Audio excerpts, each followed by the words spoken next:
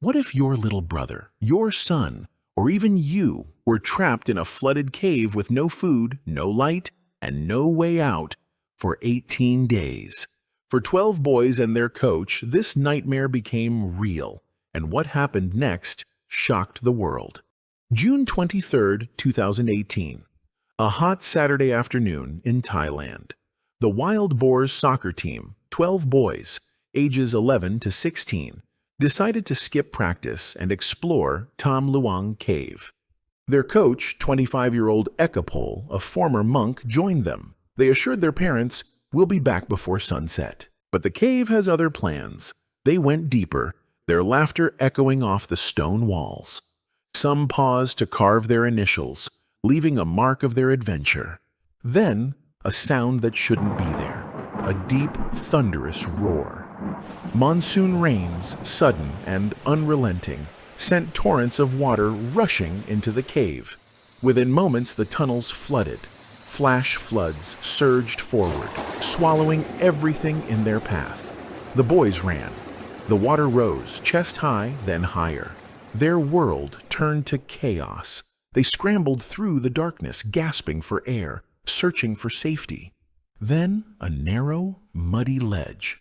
They climbed up, pressing against the cold stone walls. Trapped, no way out, no food, just one dim flashlight.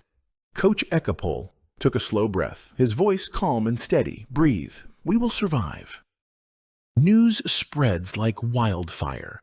12 boys and their coach, missing inside the Tham Luang cave. Parents raced to the cave entrance, their cries lost in the jungle. Rescuers pushed through waist-deep water, shouting their names into the darkness. The cave is silent, no footprints, no echoes, only the relentless sound of rushing water. Day turns to night. More help arrives.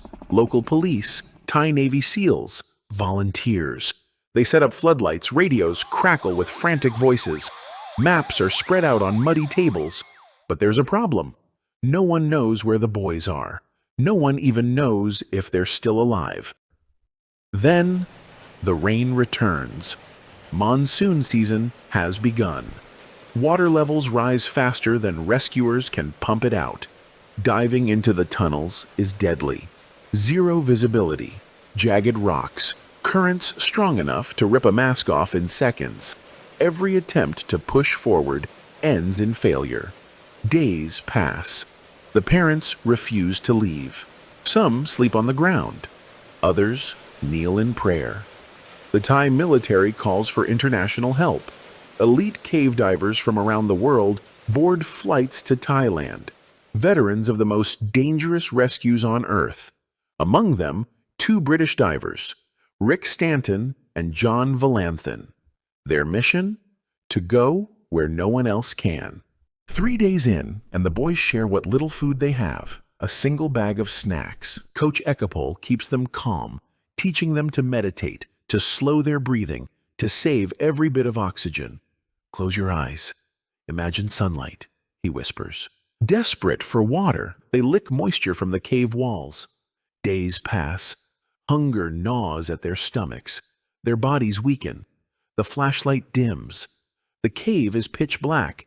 They take turns sleeping, but nightmares haunt them. They wonder, has the world forgotten us? 9 days in. Hope is fading. The cave is silent.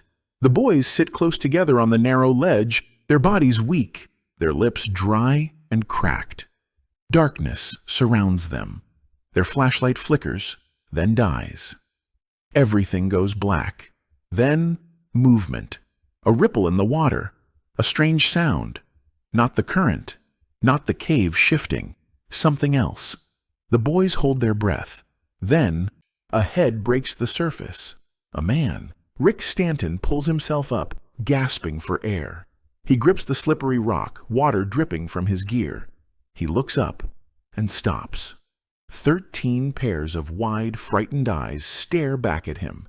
"How many of you?" he gasps. A voice answers. 13.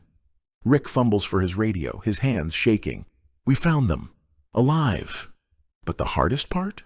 It's only just beginning. 13 days in, rescuers worked tirelessly to find a way to bring the boys home. But the mission was dangerous.